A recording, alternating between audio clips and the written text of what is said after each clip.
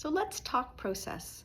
My name is Sherry Bartlett. I'm an encaustic painter based in 1000 Parker Street, and I'm going to be inviting you into my studio to do a workshop with me on encaustic painting. You can see some of the molten beeswax in the background, and I'm looking forward to having you join me. I'm often inspired by natural landscapes and textures and everyday moments that spark a visual idea. And with encaustic, I can carve and build and layer and scrape. It's a responsive and deeply tactile way to work. One of the joys of this medium is how it encourages spontaneity and experimentation.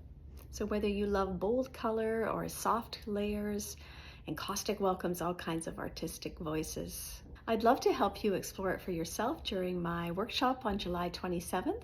So take a look at the link in bio for all the events happening as part of the festival, or follow me on Instagram and there's more information there.